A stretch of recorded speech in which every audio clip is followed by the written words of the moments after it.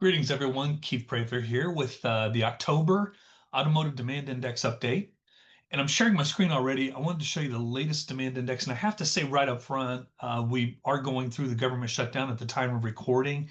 The government was still shut down. We don't have a lot of government data, and some of the elements that we do put into the demand index are based on federal information. And so we've made estimates where possible.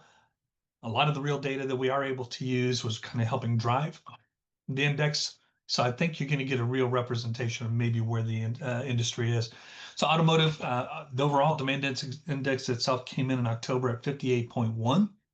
It was up just a little bit over where we saw it in September at 57.8. And remember, this is a demand index, meaning that it looks forward over the next 6 months and it tries to project based on economic readings and economic data and economic fundamentals where we think demand will be. And what I'm going to say at this time overall is that we have two different things working in the economy, and one is working against us and one is working for us.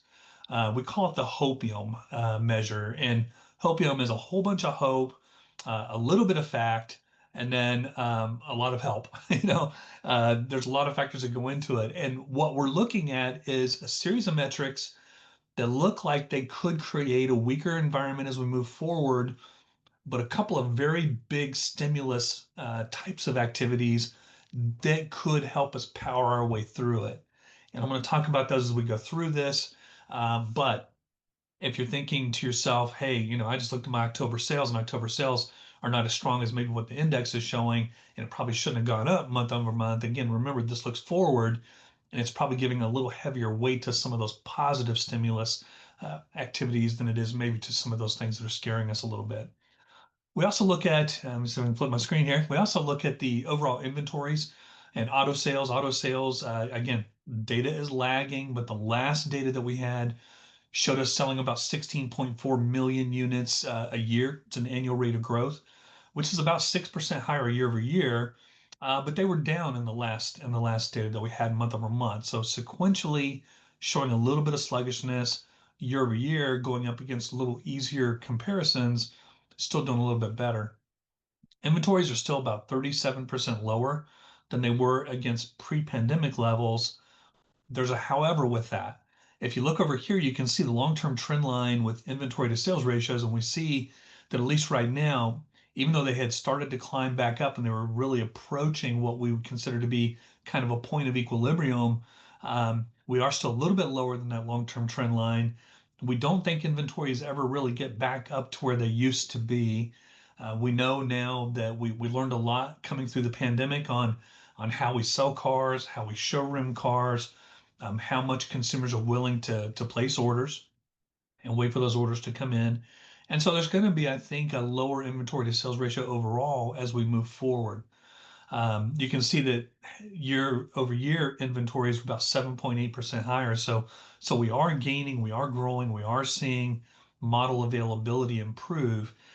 With that being said, we always have a little caveat, and the little caveat right now is that we do have some brands out there that are starting to see some challenges with their assembly lines, whether it's tariff related issues. We've had a couple of accidents at some key, I'm just going to say some key suppliers, primarily on the raw material side of things, so aluminum, steel, some of the components that come out of those areas. We have seen some challenges, and with those challenges, we've seen some delays in some assembly line activity. So we are going to have to watch inventories closely as we kind of move through the end of the year and move into early next year and see if some of these disruptions in assembly line activity continue or if things kind of smooth out a little bit with slightly weaker demand overall. So some of the big things we're watching, this is interesting because right now we still have a Q3 GDP reading from the Atlanta Fed. It really shows the economy doing extremely well. So if you just go with the raw data and not what we think between our ears, right now the Atlanta Fed GDP now estimate shows us growing at almost 4%. We think for the end of the quarter, it's probably going to come in somewhere around 3.3%. And when you look at what's driving GDP, it's mostly consumer spending, which is great for automotive sales. That's what we want to see. 54% of the current growth rate being driven by consumer spending. So the consumer, whether they're feeling dismal or not, they're finding a way to spend money and they continue to want to spend money. Corporations, it's interesting because when you listen to what they say publicly, like we just got a lot of third quarter earnings releases, and a lot of those releases, a lot of companies were kind of saying we're sort of pulling back on investment, but their actions aren't following that because what we're seeing is over 30% of that growth rate right now is still being driven by corporate investments. A lot of that's going to be in data centers, but a lot of it is across the board as well as you see really good, strong growth in automation and corporations making investments to improve productivity, which helps them improve profitability. And we do see that action being still very, very strong. Inventory building activity is fairly flat as we got into the end of the month. There's still a big drag in the economy because of what's happening on the residential housing side of things. So we see residential housing and spending and residential construction pull back. The last thing I'll point out on this really is the government spending side of things. And government spending right now is running just 3% of Q3 GDP. If I go back to Q4 of last year, it was running almost 18%. And then in that period from Q2 of 2024 all the way through the end of the year, it averaged well over 15%. So the administration's strategy, if as they came in, they said that their strategy was to shift quarterly GDP activity or overall US GDP activity from a heavy government spending component into more private sector spending. And that's been successfully done. Um, we may be paying for it in a couple of areas. We do see some pullbacks in government spending hitting some areas of the economy. Contractors, some of the subcontractors kind of getting hit. We see some layoff activity there. So there's a little bit of a pullback, a little bit of weakness. But ultimately, as we get into 2026, we're going to be glad that this transition happened, and we're going to start to benefit from it. A couple other things that we are watching though on the negative side of things. We on the positive side, we've got the tax bill, we've got easing interest rates, we've got a few things that act as good stimulus, but we still see consumers really, really pessimistic. We are seeing right now in the University of Michigan Consumer Confidence Index, and it doesn't matter whether I pull this one for you or whether I pull the conference board or whether I pull any other sources, still showing dismal consumer sentiment. Some of it's the government shutdown. We have to give it that. There is some sentiment negative because of that, but the bigger challenge is what's happening with layoff risk. And for the first time in a long time, I'll show you again. I showed it to you last month. We're starting to see some real concerns about what's happening on the layoff front. So the current sentiment index is very low historically. You can see that, we're matching right now levels that we saw during the Great Recession, and we're not more than 5 points off of where we were, coming out of the pandemic and what happened at about the time Russia invaded Ukraine. And you can see that dip to about 50 points then. We're back down at those levels. And eventually, if they stay low for too long, it does become a self-fulfilling prophecy, right? Consumers get worried, they pull back on spending, that starts to slow economic activity, that fuels layoffs and becomes this nasty spiral that's very, very difficult to get out of. And so we're seeing those hints and those warning signs, and we're hoping that those stimulus things that I talked about will kick in and kind of pull us up and pull us out of that. So what are they worried about on the layoff front? I showed this to you before, but I just wanted to kind of add some emphasis to it this time around. Again, we're in this interim period. We think that there's a big wave of changes in the labor market over the next 5 years, and we're in the first wave of that. And that wave shows AI-driven, or let's just call it technology-driven layoffs, maybe somewhere around the order of about 4 million. I'm going to show you a slide in a second. We've already seen it accelerate. We've had about 172,000 over the last really 30 days, but easily over the last 90 days. And we're heading to about 1 million layoffs this year. So we're right at AI driven, about 4 million. We think over the same period of time, in the next 1 to 3 years, we'll see about 1 million jobs created, but that net 3 million loss is going to have to come out of the workplace. And again, for the first time, you see people in jobs like computer programming, highly technical, computer driven, IT driven types of jobs that have never had a concern for their job in the past. and they're earning good incomes, six-figure incomes that are finally for the first time worried about their jobs. And it's unique because this is not a cyclical kind of problem where it's caused by some kind of an economic wave. Like we see a downturn, typically you get cyclical layoffs because of that. This one is systemic. It's being caused by a major change in the way we approach everyday life or the way we approach business. And that systemic change is much harder to overcome than maybe what we would get with other types of downturns. So this one's going to be challenging.